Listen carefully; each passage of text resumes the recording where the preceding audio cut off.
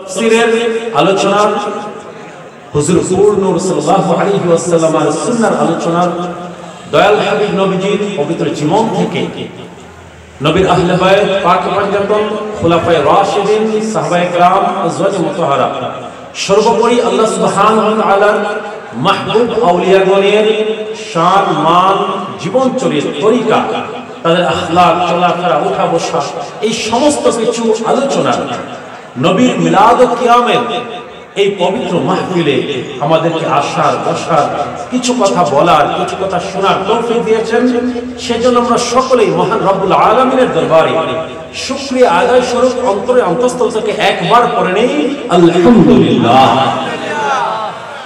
লক্ষ কোটি দরুদ এবং সালাম হুজুর নূর সাল্লাল্লাহু আলাইহি ওয়াসাল্লামের পাক রওজায় যত নবী রাসূল দুনিয়াতে এসেছেন, নবীর আহলে বায়ত পাক পাঞ্জাতন খুলাফায়ে রাশিদিন সাহাবায়ে কেরাম আজওয়াজে মুতাহহারা সর্বোপরি আল্লাহ সুবহানাহু ওয়া তাআলার মাহবুব আউলিয়াগণ বিশেষ করে রজব মাস চলছে 6 রজব যার পবিত্র উফাত শরীফ উপলক্ষে তরিকত তাসাউফে সুন্নি মুসলমানেরা উরস ফাতিহার আয়োজন করে থাকেন। হিন্দুল ওলি আতায়ে রাসূল গরিব নওয়াজ ভারতের বাদশা হযরত সাইয়্যিদনা মঈনুদ্দিন চিশতি আজমেরি সঞ্জরি রাহমাতুল্লাহি আলাইহি আল হাসানী ওয়াল হুসাইনী রাদিয়াল্লাহু তাআলা আনহু 1900 আল্লাহর মাহবুব আউলিয়াগণ দুনিয়ার যে প্রান্তে শায়িত অবস্থায় আছেন সকলের দরবারে আমাদের সকলের পক্ষ থেকে ভক্তিপূর্ণ দরুদ এবং সালাম। আল্লাহ সুবহানাহু ওয়া তাআলা আমাদের এই আজিজানা দরুদ এবং সালামকে যেন কবুল করেন, সবাই বলে আমিন। আমি প্রথমে ক্ষমা চেয়ে নিচ্ছি, মাহফিল ইন্তজামিয়া কমিটি আমাকে সময় দিয়েছিলেন রাত 9টা থেকে 11টা পর্যন্ত এবং এই সময়টাই আমি আলোচনা করতে মূলত পছন্দ করি, কিন্তু দুর্ভাগ্যবশত আনফরচুনেটলি ঢাকা থেকে আসার সময় আমাদের সামনেই একটা পিকআপ ভ্যান, অনেক বড় একটা পিকআপ একটা ট্রাক উল্টে গিয়ে রাস্তা একদম ব্লক হয়ে গিয়েছিল। দূর থেকে ক্রেন আসলো, গাড়ি আসলো, ওটাকে সরানো প্রায় 2 ঘন্টা সময় নরসিংদীর কাছে এক জায়গার মধ্যে একদম ঠায় বসেছিলাম। যাই হোক, আল্লাহ সুবহানাহু ওয়া তাআলার ইচ্ছা, আল্লাহ সুবহানাহু ওয়া তাআলা আমাদেরকে সহি সালামতে এই পর্যন্ত পৌঁছিয়েছেন। আবারও মহান রব্বুল আলামিনের দরবারে শুকরিয়া আদায় করছি। সম্মানিত উপস্থিতি, সম্মানিত দিন দরদি ইসলাম প্রিয় কোরআন প্রিয় সুন্নি মুসলিম জনতা, আমি বেলাল তামহিদ যেহেতু অনেক আমন্ত্রিত উলামায়ে কেরাম আসবেন যাদের আলোচনা শোনার জন্য আমরা অধীর আগ্রহে অপেক্ষা করছি, আমি আমার ভূমিকা দীর্ঘায়িত করব না, সরাসরি আলোচনায় চলে যাচ্ছি। আমি আপনাদের সামনে আমার খুতবার শুরুতে পবিত্র কোরআন মাজিদের সূরাতুল কাহফ কোরআন মাজিদের 18 নম্বর সূরা। কত নম্বর সূরা? সূরা কাহফ কোরআন মাজিদের 18 নম্বর সূরা। সেই সূরার একখানা আয়াত তেলাওয়াত করেছি। সেই আয়াতের আলোকে আল্লাহর আউলিয়াগণের শান মান মর্যাদা, তাদের সোহবত ইখতিয়ার করার কি প্রয়োজন এবং তাদের পথ অনুসরণ করার কি প্রয়োজন, এই বিষয়ে কিছু কথা তাফসীরের আলোকে, দয়াল হাবিব নবীজির সুন্নাহর আলোকে, আল্লাহর আউলিয়াগণের জীবনের আলোকে ইনশাআল্লাহ পেশ করার চেষ্টা করব। ওয়া মা তাওফীকি ইল্লা বিল্লাহ।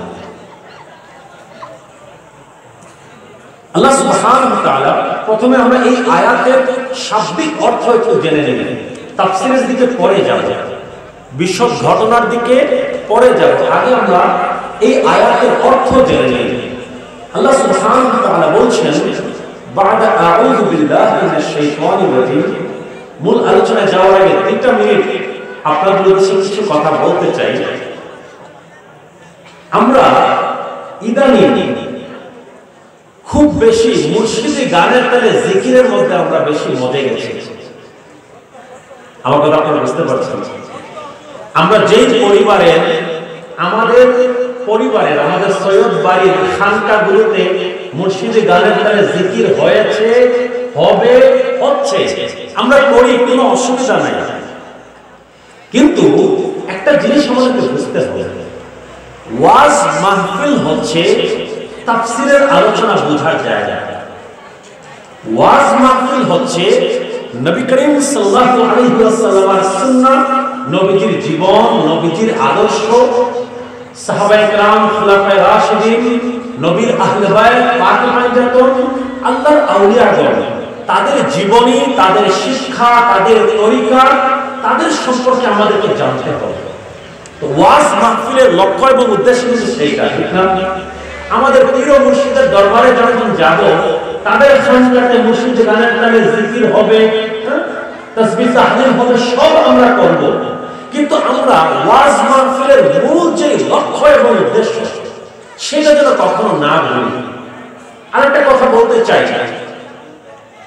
এখন আমাদের বিরোধী দল যেটা, আমাদের কথা বুঝতে পারছেন, যারা আহলে সুন্নাত ওয়াল জামাতকে পছন্দ করে না, যাদেরকে আমরা ওয়াহাবি বলি, সালাফি বলি, নাজদি বলি, জামাতি বলি, যাই বলি, আপনি লক্ষ্য করে দেখবেন তারা কিন্তু কিতাবি জ্ঞানের দিকে এগিয়ে যাচ্ছে,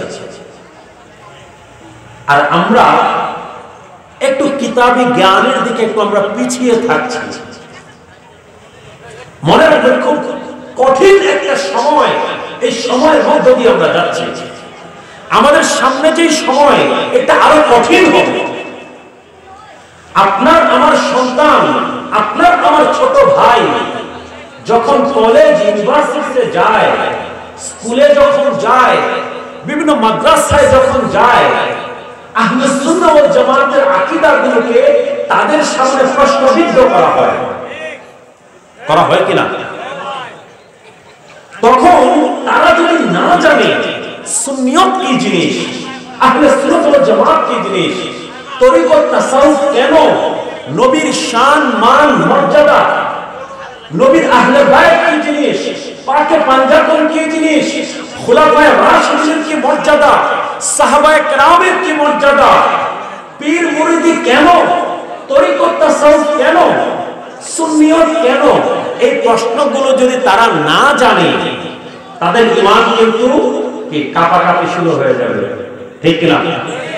আর যদি জানতে হয়, আমাদেরকে পড়তে হবে, কুরআনের সাথে যুক্ত হতে হবে, তাফসীরের সাথে যুক্ত হতে হবে, নবীর সুন্নাহর সাথে যুক্ত হতে হবে, নবীর জীবনের সাথে যুক্ত হতে হবে, এবং আমাদের ওয়াজ মাহফিলগুলোতে তাফসীর এবং হাদিসের আলোচনা একটু বাড়াতে হবে। কিচ্ছা কাহিনী অনেক হয়েছে, এখন আমাদের বাস্তবতা বোঝা উচিত। এই সময়ের কি ডিমান্ড, বর্তমান অবস্থার কি ডিমান্ড, এই যুগের কি ডিমান্ড, শিক্ষিত সমাজ কেন তারা আমাদের কাছ থেকে দূরে সরে যাচ্ছে, এই বিষয়গুলো আমাদেরকে বুঝতে হবে এবং সেই মোতাবেক আমাদেরকে ব্যবস্থা নিতে হবে।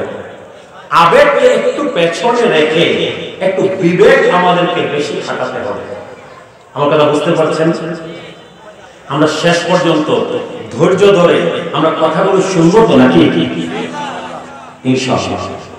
আমি খুব বেশি দীর্ঘায়িত করবো না, লম্বা সুর রাগিন দিয়ে টান দিয়েও কথা বলবো না, সহজ ভাষায় আপনারা বুঝতে পারেন, বাড়ি পর্যন্ত নিয়ে যেতে পারেন দুই চারটা কথা, এমন কিছু কথা বলে ইনশাআল্লাহ আপনাদের কাছ থেকে বিদায় নিব। ওয়া মা তাওফীকি ইল্লা বিল্লাহ। তো আল্লাহ সুবহানাহু ওয়া তাআলা সূরাতুল কাহফের এই আয়াতের মধ্যে 10 নম্বর আয়াত, সেই আয়াতে বলছেন, আমরা শব্দিক অনুবাদ জেনে নেই। বা'দা আউযু বিল্লাহি মিনাশ শাইতানির রাজীম ইয আওয়াল ফিতয়াতু ইলাল কাহফি ফাকালু রাব্বানা আতিনা মিন লাদুনকা রাহমা। আল্লাহ সুবহানাহু ওয়া তাআলা বলছেন, যখন সেই যুবকেরা, কারা? যখন সেই যুবকেরা, এখানে কিন্তু যুবকের সংখ্যাই বেশি দেখছি, মনে হয় আমার বন্ধুবর গিয়াসউদ্দিন তাহির সাহেবের আলোচনা শোনার জন্য বেশি এসেছেন, ঠিক না? আমাদের যুবকেরা পাগল, ভাই মুফতি গিয়াসউদ্দিন তাহির সাহেবের জন্য পাগল। তো যুবকেরা, আপনাদের উদ্দেশ্যে বলছি, আল্লাহ সুবহানাহু ওয়া তাআলা বলছেন, যখন সেই যুবকেরা গুহার মধ্যে গিয়ে আশ্রয় নিল। কিসের মধ্যে? ইদ আওয়াল ফিতয়াতু ইলাল কাহফ, যখন সেই যুবকেরা সেই গুহার মধ্যে গিয়ে আশ্রয় নিল, ফাকালু রব্বানা আতিনা মিন লাদুনকা রাহমা, আর সেই যুবকেরা আল্লাহর কাছে হাত তুলে মুনাজাত করছেন, ফরিয়াদ করছেন, হে আল্লাহ আপনার পক্ষ থেকে আমাদেরকে রহমত দান করুন। সুবহানাল্লাহ। এই যুবকেরা কারা সেই পরিচয়ের দিকে পরে আসছে, আগে আমরা শাব্দিক অর্থ বুঝে নেই। তারা দোয়া করছেন ওই যুবকেরা, হে আল্লাহ আপনার পক্ষ থেকে দয়া, আপনার পক্ষ থেকে রহমত, আপনার পক্ষ থেকে খাস করুণা আমাদের জন্য নাজিল করুন। ওয়াহাইয়্যি লানা মিন আমরিনা রাশাদা, আল্লাহ আমরা বড় বিপদে পড়ে অসহায় হয়ে এসেছি, আমাদের পেছনে শত্রু আছে, আমাদেরকে ধরতে চায়, আমাদেরকে পাকড়াও করতে চায়, আমাদেরকে ঈমানের উপরে কায়েম থাকার জন্য শাস্তি দিতে চায়। আল্লাহ সকল বিপদ আপদ বালা মুসিবত দূর করে দিয়ে আমাদের জন্য আপনি সঠিক রাস্তা দেখান, সকল কিছুকে ঠিক করে দিন, বলেন সুবহানাল্লাহ। এখন প্রশ্ন, ওই যুবকেরা কারা যারা সেই গুহার মধ্যে প্রবেশ করেছিলেন? আরবিতে শব্দটা এসেছে কাহাফ। শব্দটা কি বলেন? কাহাফ। কাহাফ মানে হচ্ছে গুহা। গুহা মানে আমরা সবাই বুঝি পাহাড়ের মধ্যে, জঙ্গলের মধ্যে, চারদিকে পাহাড় থাকে, মাঝখানে খালি জায়গা। মাঝখানে কি? মাঝখানে একটু খালি জায়গা। ওই খালি জায়গা, এটাকে বলা হয় একটা প্রবেশ দ্বার থাকে, একটা দরজা থাকে, যেটা দিয়ে সবকিছু ন্যাচারাল, প্রাকৃতিক ভাবে আল্লাহর তৈরি, আল্লাহর সৃষ্টি। তো সেই জায়গাটাকে বলা হয় গুহা, যেটা পাহাড়ের মাঝখানে থাকে। তো সেই যুবকেরা কারা? তারা সেই পাহাড়ের মধ্যে কেন প্রবেশ করেছেন আর আল্লাহর কাছে দোয়াই কেন করছেন? সেই গুহার মধ্যে কেন গিয়েছেন? বিষয়টা কি? তাফসীরের কিতাবের দিকে যদি যান, হাদিসের কিতাবের দিকে যদি যান, আপনি পাবেন হুজুর নূর সাল্লাল্লাহু আলাইহি ওয়াসাল্লাম, আপনার আমার নবী, নবীজির নাম আমি নিলাম, কেউ সাল্লাল্লাহু আলাইহি ওয়াসাল্লাম পড়লেন না, এটা কি হলো? নবী করিম সাল্লাল্লাহু আলাইহি ওয়াসাল্লামের নাম মুবারক যতবার শুনবেন ততবার সাল্লাল্লাহু আলাইহি ওয়াসাল্লাম পড়বেন, এটা আবশ্যক। কারণ কি? দয়াল হাবিব নবীজি বলেছেন, মান উযকারা ইনদাহু ফালাম ইসাল্লি আলাইয়া, সে হচ্ছে সবচেয়ে বড় বখিল যার সামনে আমি নবীর নাম জিকির করা হয় অথচ সে আমি নবীর উপরে দরুদ পড়ে না, সে হচ্ছে বখিল। তো আমরা কি কেউ বখিল হতে চাই, কৃপণ হতে চাই? নবীর নাম শুনলে আমরা কি সাল্লাল্লাহু আলাইহি ওয়াসাল্লাম পাঠ করব। তো আমি কথা বলছি সেই ঘটনা, দয়াল হাবিব নবীজি হুজুর পূর্ণ সাল্লাল্লাহু আলাইহি ওয়াসাল্লাম দুনিয়াতে আগমনের প্রায় 500 বছর আগের কথা। কত বছর? নবীজির আগমনের 500 বছর আগের কথা। রোমান বাইজান্টাইন নামে একটা সাম্রাজ্য ছিল। বর্তমানে তুরস্কের ইস্তাম্বুল আছে না? তুরস্ক একটা দেশ আছে না? পেছনে যারা আছেন কথার জবাব দিবেন, আলোচনা করতে ভালো লাগবে। তুরস্ক একটা দেশ আছে না? সেই তুরস্কের প্রাচীনতম শহর, ঐতিহাসিক শহর নাম হচ্ছে ইস্তাম্বুল। এই ইস্তাম্বুলের প্রাচীন নাম হচ্ছে রোম। নাম কি? রোম শহর। এটা ইস্তাম্বুল হয়েছে মুসলমানরা বিজয় করার পরে। ইসলাম বলছিল, ওইটা আস্তে আস্তে অপভ্রংশ হয়ে গেছে ইস্তাম্বুল।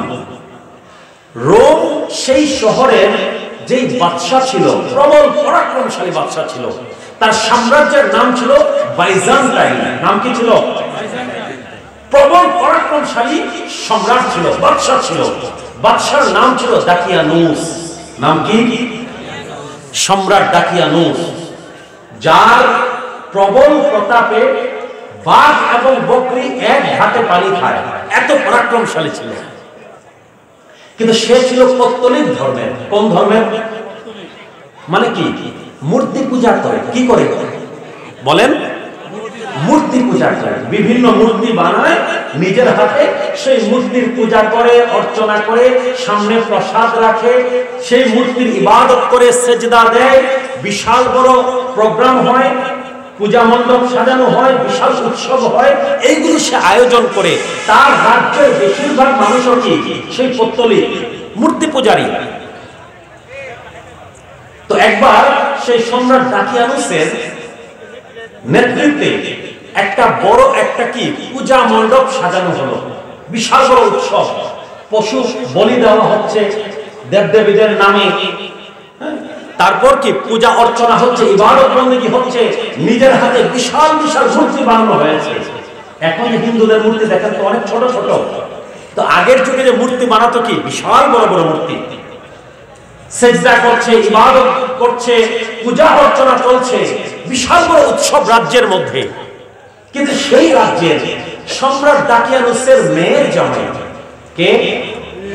সেই বাদশাহ দাকিয়ানুসের মেয়ের জামাই, প্রধান সেনাপতি, এইরকম 6 জন যুবক, বলেন সুবহানাল্লাহ, রাজপ্রাসাদে ক্ষমতাশীল উচ্চ পদস্থ 6 জন যুবক সেই সম্রাট দাকিয়ানুসের আশেপাশে যারা থাকে, এবং সম্রাট দাকিয়ানুস যাদেরকে নিয়ে ফখর করে, যাদের উপরে বড় ভরসা করে, যাদের সবচেয়ে বেশি শক্তিমান, এইরকম 6 জন যুবক তারা নিজেদের মধ্যে আলাপ করতে লাগলো যে দেখো ভাইয়েরা আমার, নিজের হাতে আমরা এই মূর্তি বানালাম, সেই মূর্তি বানিয়ে সেই মূর্তিকে আমরা পূজা করছি, সেজদা দিচ্ছি, প্রসাদ রাখছি সামনে, ইবাদত বন্দেগী করছি, সেই মূর্তির কাছে আমরা চাইছি এইটা দাও ওইটা দাও, রোগ থেকে ভালো করে দাও, তারপর আবার সব অনুষ্ঠান শেষে সেই মূর্তিকে আবার এক জায়গায় নিয়ে বিসর্জন দিয়ে আসবে,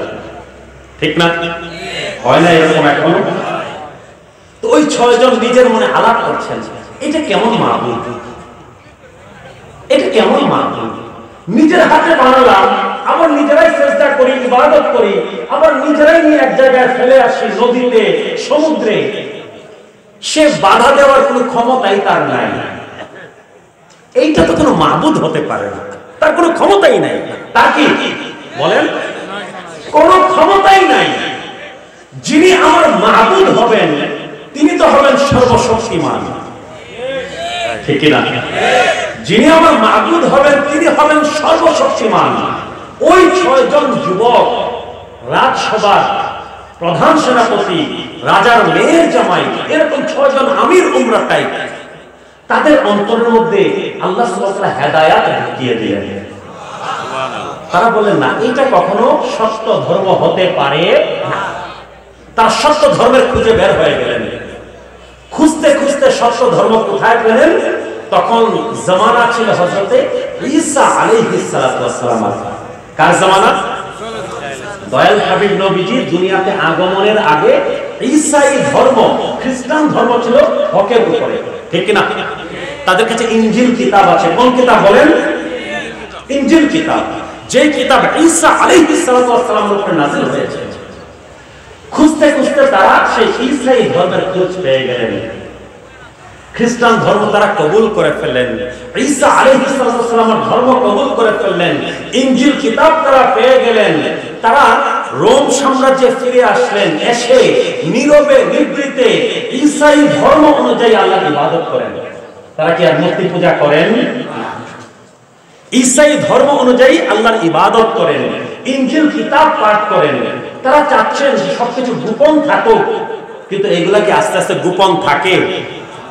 এর কান ওর কান হয়ে কি রাজার কান পর্যন্ত পৌঁছে গেল, বাদশাহ দাকিয়ানুসের কানে পৌঁছে গেল যে তার নিজের মেয়ের জামাই, সেনাপতি, আমির উমরা 6 জন যুবক, টকটকে যুবক 6 জন, যাদেরকে রাজা বড় বেশি ভালোবাসে, যাদের উপরে ভরসা করে, এমন 6 জন যুবক তারা ঈসাই ধর্ম কবুল করে ফেলেছে, বাদশার পৌত্তলিক ধর্মকে ত্যাগ করেছে। তো বাদশার কি মাথা ঠিক থাকতে পারে?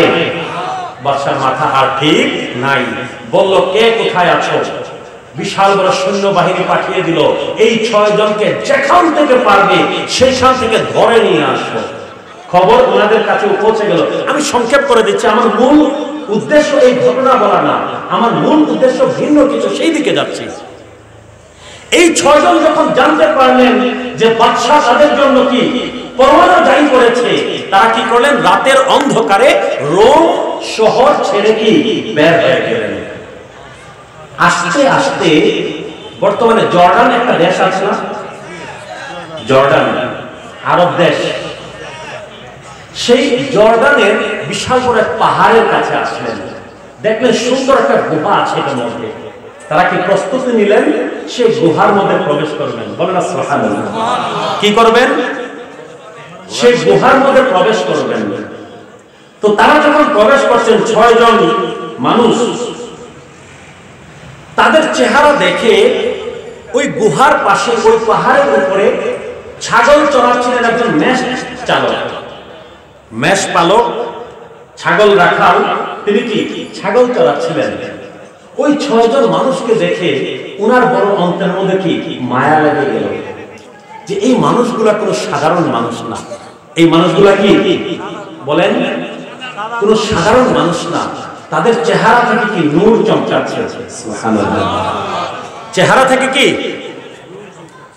যখন কারো মধ্যে হেদায়েত যখন চলে আসে, আপনি দেখবেন সহি আকীদার, সুন্নি আকীদার মানুষ যারা, তাদের চেহারার মধ্যে কিন্তু একটা নূর থাকে। আপনারা বুঝতে পারছেন?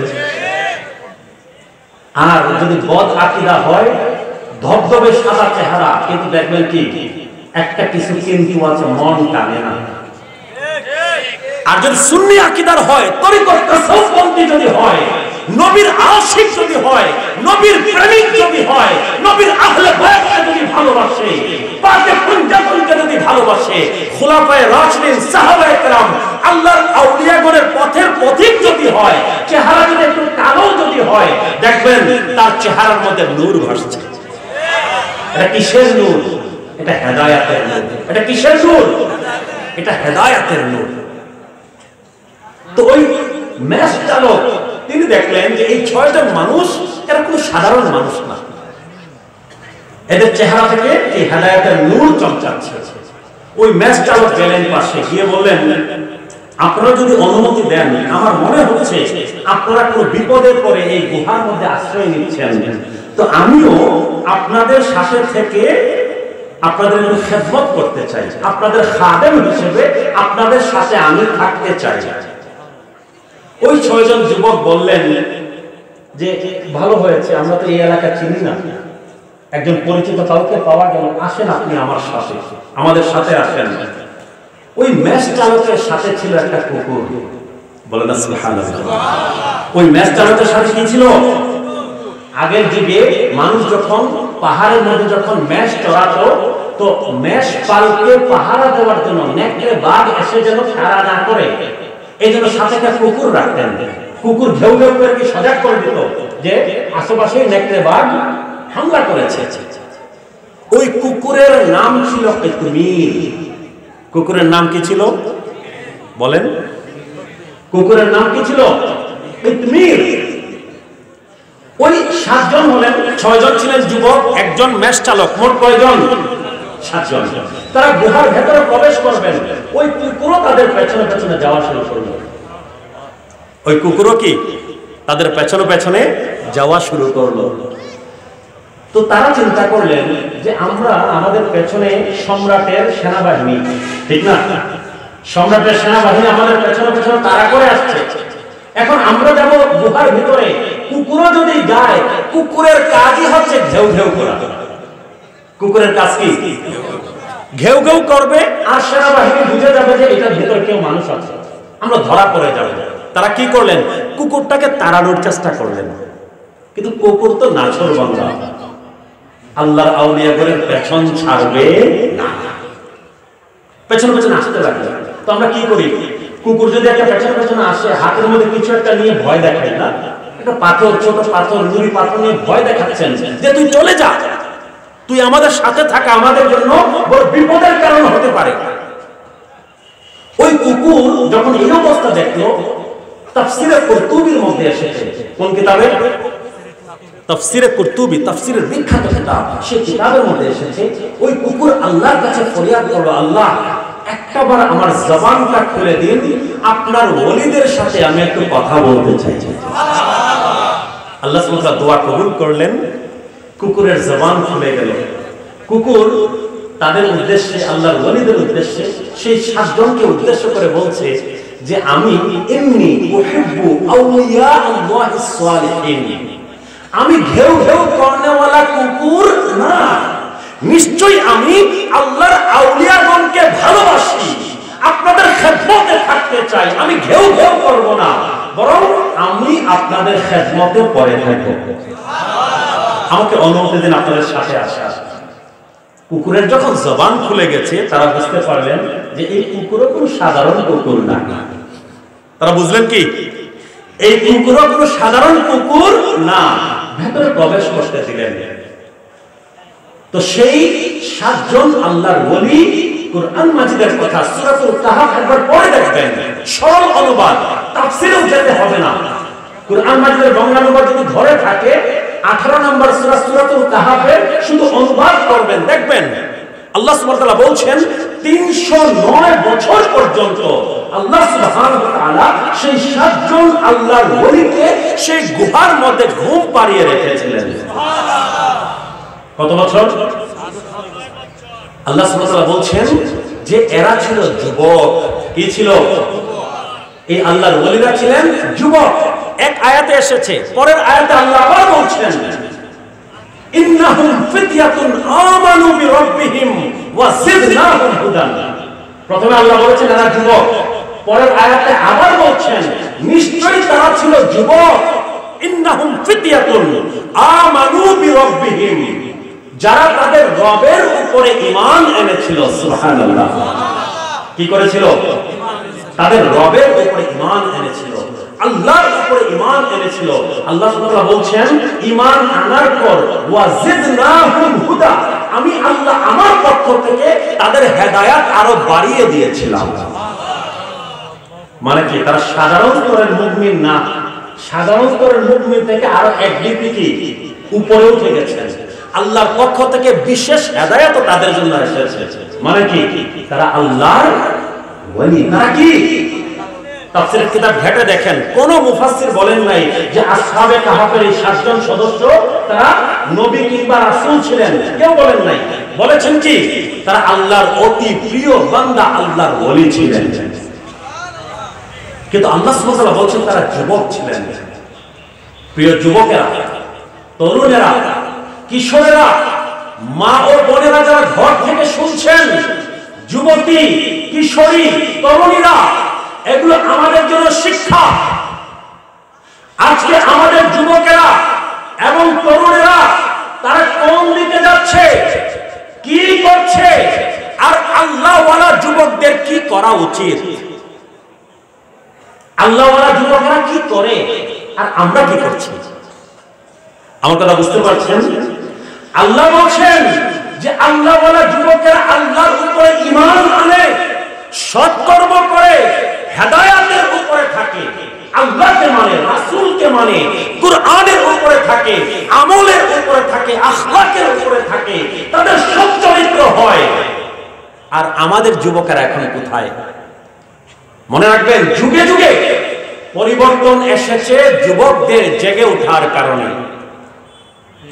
আমার কথা কি বুঝতে পারছেন নাকি একটু কঠিন লাগছে? যুবকরা যখনই জেগে উঠেছে সমাজ পরিবর্তন হয়ে গেছে। আর এখন আমাদের যুবকেরা কি? মদের মধ্যে জীবন নষ্ট করছে, গাঁজার মধ্যে জীবন নষ্ট করছে, ইয়াবার মধ্যে জীবন নষ্ট করছে, জুয়ার মাহফিলে জীবন নষ্ট করছে, অশ্লীলতা, ফাহিশ, জিনা, ব্যভিচার, পরকীয়া সহ দুনিয়ার যত গুনাহ খাতা আছে আমাদের যুবকেরা কি সেই সকল কিছুর মধ্যে মজে আছে।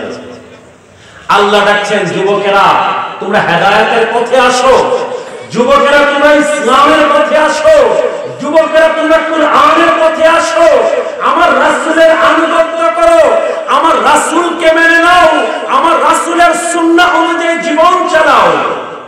আমাদের যুবকদের সেই দিকে কোনো কি ভ্রুক্ষেপ নাই, মসজিদের সাথে সম্পর্ক নাই, নামাজের সাথে সম্পর্ক নাই, ইবাদতের সাথে সম্পর্ক নাই, অথচ যুবকদেরকে জেগে উঠতে হবে এবং সমাজ পরিবর্তন তাদের মাধ্যমেই হবে। এই মাস রজব মাস। কোন মাস? রজব মাসের 6 তারিখ হযরত সাইয়েদনা মুঈনুদ্দিন চিশতি আজমেরী সঞ্জারি রাহিমাহুল্লাহ ওফাতের মাস। মাত্র 15 বছর বয়সে তিনি ঘর থেকে বের হয়ে গিয়েছিলেন। কিসের জন্য বলেন? ইসলামের জন্য, নবীজির দ্বীনের জন্য, কুরআনের জন্য। 15 বছর বয়সের কিশোর, আমাদের ইংলিশে বলে টিন এজার। কি বলে? টিন এজার। খাজা মুঈনুদ্দিন চিশতি আজমেরী সঞ্জারি আল হাসানী ওয়াল হুসাইনী, গরিবে নওয়াজ বলে আমরা যাকে চিনি, মাত্র 15 বছর বয়সে উনার মনে হয়েছে অনেক হয়েছে, এখন নবীর দ্বীনের জন্য কিছু করা প্রয়োজন। ঘর থেকে বের হয়ে গেলেন, সমরকন্দে গেলেন, বুখারাতে গেলেন, সাজেস্তানে গেলেন, দ্বীনের জ্ঞান অর্জন করলেন, তাফসিরে অনেক বড় পণ্ডিত হলেন, হাদিস শাস্ত্রে অনেক বড় পণ্ডিত হলেন, ফিকাহ শাস্ত্রে, ফতোয়া শাস্ত্রে অনেক বড় পণ্ডিত হলেন, যুগ শ্রেষ্ঠ আলিমদের মধ্যে গণ্য হলেন। তারপরে মনে হলো না, এখনো হয় নাই, এখনো কিছু জিনিস বাকি আছে। শরীয়তের জ্ঞান তো অর্জন হয়েছে, কিন্তু তরিকত তাসাউফের রাস্তায় অনেক কিছু বাকি আছে। অন্তরের ক্ষুধা এখনো রয়ে গেছে। অন্তরের ক্ষুধা কি? দেহের খোরাক হয়েছে, কিন্তু রূহের খোরাক এখনো হয়। রূহের খোরাক লাগবে, আত্মশুদ্ধি লাগবে, নিজের অন্তরটাকে পরিশুদ্ধ করতে হবে। কি করলেন? খাজা উসমান হারওয়ানি রাহিমাহুল্লাহ, ওনার পীর ও মুর্শিদ, ওনার দরবারে গেলেন এবং হাতে হাত রেখে বায়াত গ্রহণ করলেন। সুবহানাল্লাহ। খাজা মুঈনুদ্দিন চিশতি আজমেরী সঞ্জারি রাহিমাহুল্লাহ, সেই যুবক বয়সে তিনি যদি না বের হতেন, আজকে হিন্দুস্তানে, ভারতের জমিনে 25 কোটি মুসলমান থাকতো। আমার সাথে নাই মনে আপনারা নাকি? খাজা মুঈনুদ্দিন চিশতি আজমেরী সঞ্জারি রাহিমাহুল্লাহ একজন মাত্র আল্লাহর ওলি হিন্দুস্তানের জমিনে এসেছেন। এখন হিন্দুস্তানে 25 কোটি মুসলমান আছে। সুবহানাল্লাহ বলবেন না? বলা হয়, ইতিহাসের কিতাবের মধ্যে এসেছে, তিনি যখন দয়াল হাবিব নবীজির কাছ থেকে আদেশ যখন পেলেন যে হে খাজা মুঈনুদ্দিন চিশতি আজমেরী, তোমাকে হিন্দুস্তান যেতে হবে, এই আদেশ যখন পেলেন মদিনা শরীফ থেকে আস্তে আস্তে আজমির পর্যন্ত তিনি যখন আসলেন এবং তার বাকি জীবন যখন আজমির শরীফে কাটালেন, এই সফরের মধ্যে সর্বমোট 70 লক্ষ থেকে 90 লক্ষ অমুসলিম ওনার হাতে হাত রেখে মুসলমান হয়ে গেল। ওনার হাতে কালিমা পড়ে কি কত লক্ষ? 1 লক্ষ, 2 লক্ষ, 5 লক্ষ, 10 লক্ষ, 70 লক্ষ থেকে 90 লক্ষ অমুসলিম ওনার হাতে হাত রেখে ইসলাম কবুল করেছে। আমরা যদি আমাদের সারা জীবনে একজন দুজন মানুষকে যদি কালিমা পড়াতে পারি, আমরা মনে করি আমাদের জীবন ধন্য। ঠিক কিনা? 1-2 লক্ষ না, 70 থেকে 90 লক্ষ অমুসলিম যার পবিত্র হাতে হাত রেখে যারা মুসলমান হয়েছে। আর আজকে দুঃখ লাগে, আফসোস লাগে, একদল মানুষ তৈরি হয়েছে মুসলমান নামে। কি নামে? টুপি আছে, জুব্বা আছে, দাড়ি আছে, দেখে আল্লাহর ওলি মনে হয়, দেখে মনে হয় বাহ্যিক বেশভূষা। তারা এসে ওয়াজ করে, কথা বলে, আল্লাহর আউলিয়াগণের অবদানকে স্বীকার করতে চায় না। আল্লাহর ওলি আবার কি? তারা এসেছিলেন, ইসলাম প্রচার করেছেন, এখন তারা মারা গেছেন। নাউজুবিল্লাহ বলবেন? বাস, আর দরকার কি? তারা এখন নতুন নতুন থিওরি বানাচ্ছে, নতুন নতুন সূত্র, নতুন নতুন বিষয়, নতুন নতুন কথা এখন ডেলিভারি দিচ্ছে। আল্লাহর আউলিয়াগণের অবদানকে ছোট করার জন্য, আল্লাহর আউলিয়াগণের অবদানকে খাটো করার জন্য, আল্লাহর আউলিয়াগণকে তাচ্ছিল্য করার জন্য তারা বলে কি না, মুসলমান হয়েছে মানুষ আরব বণিকদের মাধ্যমে। নাউজুবিল্লাহ বলবেন না। আমরা ভারত, বাংলাদেশ, পাকিস্তানের মানুষ যে মুসলমান হয়েছি, আমরা আল্লাহর আউলিয়াগণের মাধ্যমে নাকি মুসলমান হই নাই। তারা নতুন থিওরি বানিয়েছে। আরব বণিক, আরবের ব্যবসায়ী যারা নৌকা যুগে, জাহাজ যুগে যারা চট্টগ্রাম বন্দরে আসতেন, বোম্বের বন্দরে আসতেন, করাচির বন্দরে আসতেন, তাদের মাধ্যমে নাকি মানুষ মুসলমান হয়েছে। ভৈরববাসী, আপনাদের কাছে আমার একটা প্রশ্ন, আপনারা অনেক সময় ব্যবসা করার জন্য ঢাকা শহরে যান না? যান কিনা? চট্টগ্রাম, সিলেট, বড় বড় শহরে যান না ব্যবসা করার জন্য? তো ব্যবসা করতে যখন যান তখন উদ্দেশ্য কি থাকে, ব্যবসা নাকি ইসলাম প্রচার? আপনারা জবাব দিবেন সবাই। ব্যবসা করতে ব্যবসায়ী যখন যায় তার উদ্দেশ্যটা কি থাকে? ব্যবসা করা, বাণিজ্য করা, হালাল পথে 2 টাকা কিভাবে আয় করা যায়। কিন্তু আল্লাহর আউলিয়াগণের সেই অবদানকে তাচ্ছিল্য করার জন্য, খাটো করার জন্য, আল্লাহর আউলিয়াগণকে স্বীকার না করার জন্য, তাদের মাধ্যমে যে মুসলমান হয়েছে এটা এখন তারা স্বীকার করতে চায় না, লজ্জা লাগে। তাদের লজ্জা লাগে। এখন শিক্ষিত হয়ে গেছে। কি হয়ে গেছে? তারা শিক্ষিত হয়ে গেছে। আল্লাহর আউলিয়াগণের মাজারে এই হয় সেই হয়, নানান বাহানা, স্বীকার করতে চায় না তাদের মাধ্যমে যে মুসলমান হয়েছে। অথচ সারা জীবন ধরে আমরা জেনে আসলাম, কিতাব, ইতিহাসের কিতাবগুলো প্রত্যক্ষভাবে আমাদেরকে প্রমাণ দেয় যে আল্লাহর আউলিয়াগণ আমাদের দেশে এসেছেন, তাদের দাওয়াত পেয়ে আমরা মুসলমান হয়েছে। আর না হয়তো এখনো কি হিন্দু থাকতো, বটগাছের পূজা করত, মূর্তি পূজা করত, এইগুলাই করতো মানুষ, ঠিক না? মনে রাখবেন আরেকটা জিনিস, খাজা মঈনুদ্দিন চিশতি আজমের সঞ্জারি রাহিমাহুল্লাহ, তিনি হিন্দুস্তানে এসেছিলেন বলে 360 আউলিয়া কিন্তু সিলেট পর্যন্ত আসতে পেরেছেন। আপনারা বুঝতে পেরেছেন? তিনি হিন্দুস্তানে এসেছেন, মোহাম্মদ ঘুরিকে দোয়া দিয়েছেন। কাকে? মোহাম্মদ ঘুরি, যিনি এর আগে কয়েকবার হিন্দুস্তান আক্রমণ করেছেন। ওই যে রাজা, নাম কি? পৃথ্বীরাজ। পৃথ্বীরাজের রাজ্যে কয়েকবার আক্রমণ করেছেন, কিন্তু তিনি পারেন নাই। খাজা মঈনুদ্দিন চিশতি আজমেরি সঞ্জারি রাহিমাহুল্লাহ যখন দোয়া করলেন মোহাম্মদ ঘুরির জন্য, তখন মোহাম্মদ ঘুরি পাল্টা আক্রমণ করলেন এবং পৃথ্বীরাজ চৌহানের রাজত্বকে তিনি ভেঙে চুরমার করে দিলেন। ভারত মুসলমানদের কন্ট্রোলে চলে আসলো। ভারত মুসলমানদের কন্ট্রোলে এসেছে বলেই 360 আউলিয়া, হযরত শাহজালাল মুজাররদ ইয়ামানি রাহিমাহুল্লাহ, সৈয়দ নাসিরুদ্দিন সিপাহ সালাহ রাহিমাহুল্লাহ, সৈয়দ আহমদ গাসিদারাজ রাহিমাহুল্লাহ সহ আল্লাহর আউলিয়াগণ যারা বাংলাদেশ পর্যন্ত এসেছেন, এই রাস্তা নিরাপদ হয়েছে খাজা মঈনুদ্দিন চিশতি আজমেরি সঞ্জারি রাহিমাহুল্লাহর বদৌলতে। তো সমগ্র ভারত, বাংলাদেশ, পাকিস্তানের মুসলমান খাজাজির কাছে কি ঋণী? আমরা ঈমান পেয়েছি, ইসলাম পেয়েছি, কুরআন পেয়েছি, আল্লাহর তাওহীদের পরিচয় পেয়েছি, নবীজির রিসালাতের পরিচয় পেয়েছি খাজা মঈনুদ্দিন চিশতি আজমেরি সঞ্জারি রাহিমাহুল্লাহর বদৌলতে। এটা যে অস্বীকার করবে তার চাইতে বড় অকৃতজ্ঞ আর দুনিয়াতে কেউ নাই। আর নবী করিম সাল্লাল্লাহু আলাইহি ওয়াসাল্লাম বলছেন, মান লাম ইয়াশকুরিন নাস লাম ইয়াশকুরিল্লাহ।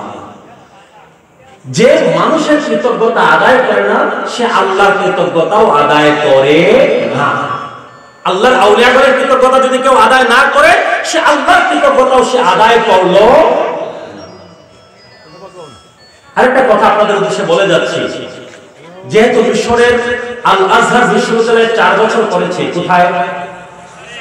মিশরের আল আজহার বিশ্ববিদ্যালয় পৃথিবীর প্রাচীনতম বিশ্ববিদ্যালয়। এর চাইতে পুরাতন কোন ইউনিভার্সিটি এখন পৃথিবীর বুকে নাই।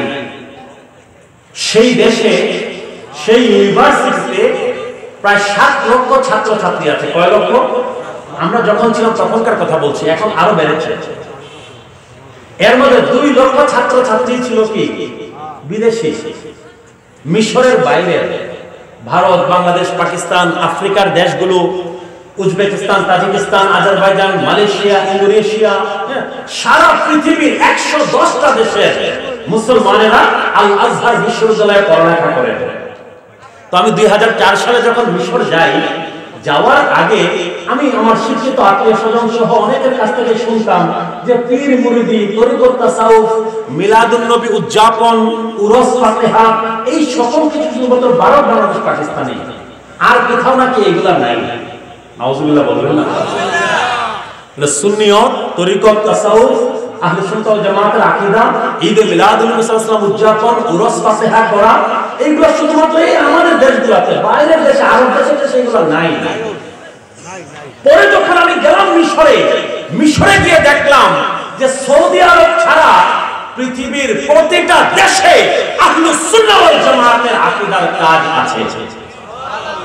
মিলাদুন নবীও আছে, জুলুসও আছে, র্যালিও আছে, তরিকত তাসাউফও আছে, পীর মুরিদিও আছে, উরস ফাতিহাও আছে।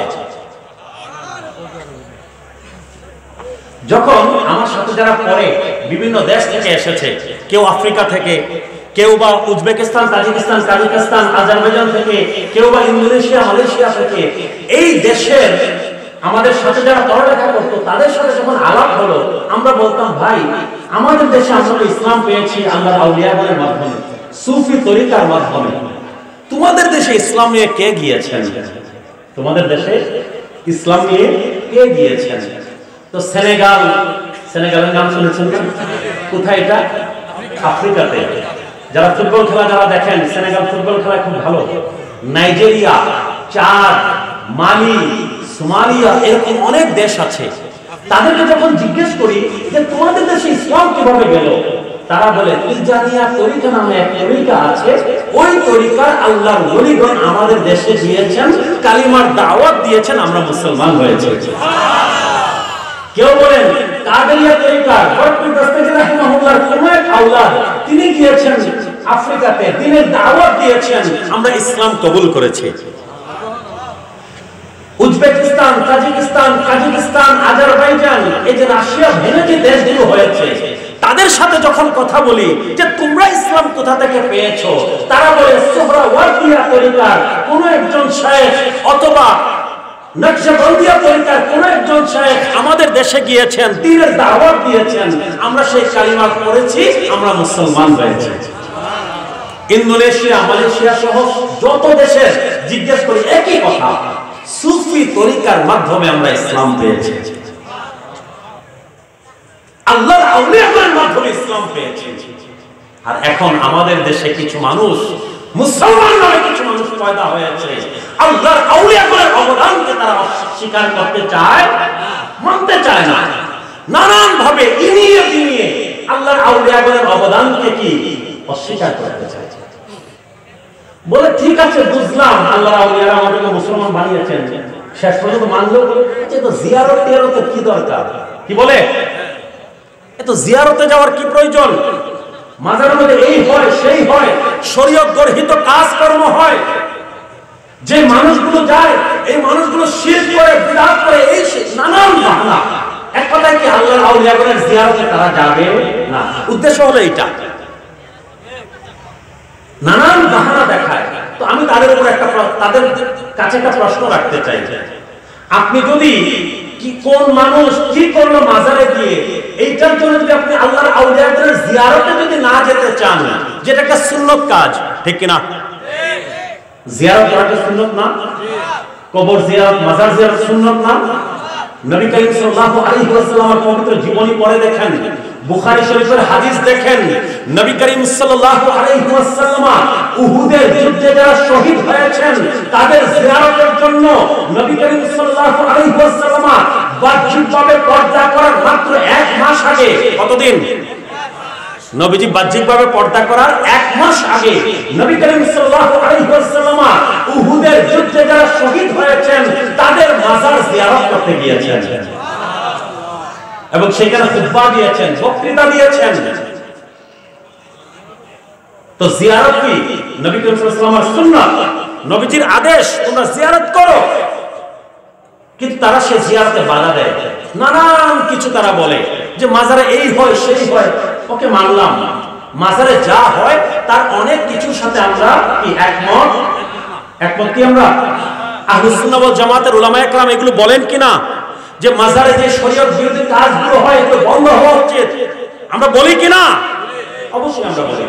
শরীয়ত বিরোধী কোনো কাজের পক্ষে আহলুস সুন্নাহ ওয়াল জামাতের উলামায়ে কেরাম না। এই কিছুদিন আগে আমি দেখলাম আমাদের পূর্বপুরুষ সিপাহ সালার সৈয়দ নাসিরউদ্দিন রাহিমাহুল্লাহ উনার মাজার শরীফের গিলাফ মুবারকের উপরে কি টাকা বিছিয়ে রেখেছে।